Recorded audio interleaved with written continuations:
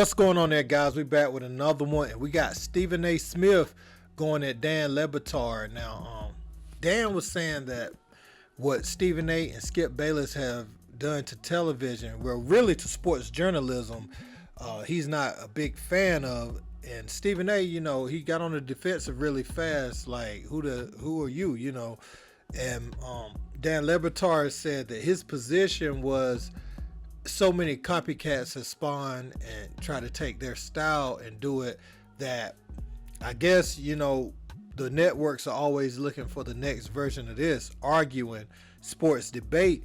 And Stephen A. spoke about several different shows that existed long before he came along. I mean, you remember Stephen A. has always had this style, but he had the show where he used to interview players. Remember, he used to have Iverson and all those guys on, and it was a late night show. And Stephen A. was doing that and doing his sports reporting, but Skip Bayless started Cold Pizza. They had Cold Pizza going at first, and when Stephen A. came along, it did go to that next level. They were the perfect opposites of each other, so it spawned a whole generation of shows now. I mean, you even have independent shows doing it, but these networks, they've looked, you got Skip and Shannon and all, you have everything, and those are just the big ones. But even on other type of shows, they have debate segments. I mean, pretty much on anything sports related. Check out what Stephen A. Smith had to say. And I know that Dan Le Batard didn't mean it, but what I'm saying is when a question like that is broached and it's devoid of that content and that historical backdrop, it does a disservice to people like me who, excuse my language, bust my ass to be here. Nobody's giving me anything. Hell, when I was at ESPN, I was fired.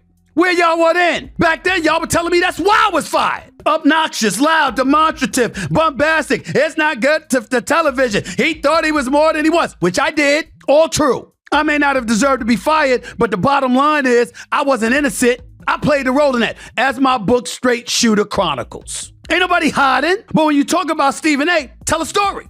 Don't use my name as playing a part in the degradation of the industry. I don't break journalistic tenets. I don't violate trust. I don't backstab. I don't sit up there and tell people one thing and smile in their face and then go behind their back in front of the cameras or the microphone and do something else. I'm me. For better or worse, I'm real. I ain't flip-flopping, backsliding, or anything. I'm a product of this industry. And if I've done anything, I've contributed in a positive fashion. Can I be a little bit loud? Sure. Without question. So, I mean, right there, Stephen A. acknowledged that Dan Le Batard didn't mean it in a offensive way, but he says that he didn't contextualize it, and therefore it seems like he was blaming Stephen A. And he's saying pretty much, I've done more good for this industry than I've done bad. And I remember the time Stephen A. had gotten fired. That was around the time when he had that show that I had mentioned before. He definitely earned his stripes, man. Check out the rest of this. I'm not talking about Dan Le Batard. I'm talking about the average Joe or Sue out there. You don't have owners on speed dial. I do. You don't have executives on speed dial. I do. You don't have coaches and players on speed dial. I do. You don't have the hanger-ons, the agents, or executives from Fortune 500 companies and beyond. I do. Wasn't given to me. It was earned. I've been doing this since 1993. And you come out here and folks are gravitating to this soundbite, and people are speculating and debating and going back and forth. Oh, what has he done to the industry? I'm sorry, when did First Take start with Stephen A? Skip Bayless brought me on in 2012. Jim Rome was on before then. Pardon the Interruption was on before then. Around the Horn was on before then. First Take Without Me was on before then. Cold Pizza existed before that. So the Best Damn Sports Show. What are you talking about? This has been going on for decades. What about the sports reporters? I respect all of them. The list goes on and on. What were they doing? On the air whispering? Mumbling? Being peaceful and devoid of emotion? Weren't they arguing? How come their names ain't coming up? And again, I'm not throwing shade. I respect all of them. I appreciate what they've done. I'm only arguing the point. Well, Stephen A. First Take's number one. How the industry has been degraded. Really? So the accusations point towards him and Skip Bayless, just them being the face of debate sports television. A lot of it is the way like Skip has gone and the way that the topics are, as far as harping on certain things so much, like the LeBron James thing and the LeBron James hate. It just seems like trolling now, and it's not like true journalism. And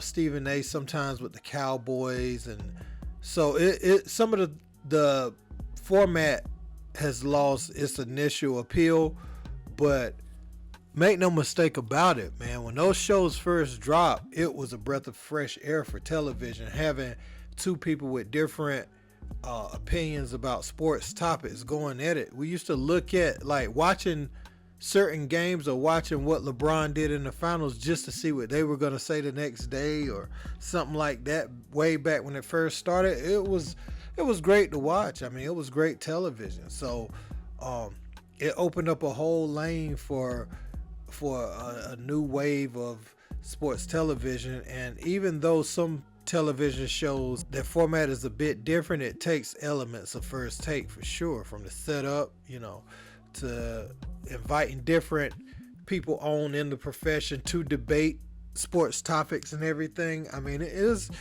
was really cool. And Stephen A. Smith definitely worked hard. I mean, he was working in Archdale, North Carolina, and doing some small time journalistic stuff, and working his way up.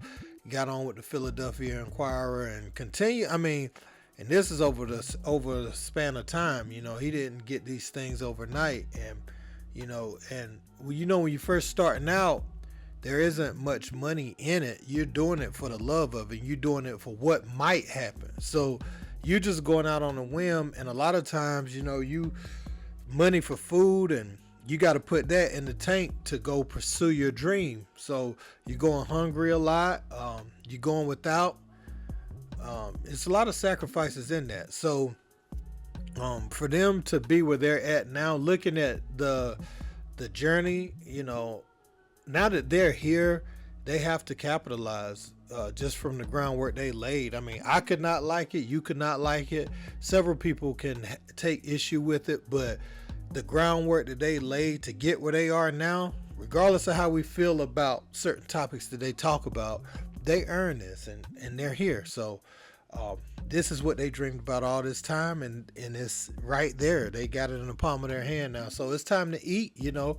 If somebody wants to change how sports television is going and the sports journalism, they have to take their steps to get to the top. And it's better avenues now. I mean, if somebody's interested enough, they could start a YouTube show and it could blow up, and the networks could come calling. It's other avenues now to get your stuff out there with social media and being able to monetize and everything. So I always respected their work ethic, because we know that even though they may have some outlandish takes at times, we know that they didn't just appear on television one day.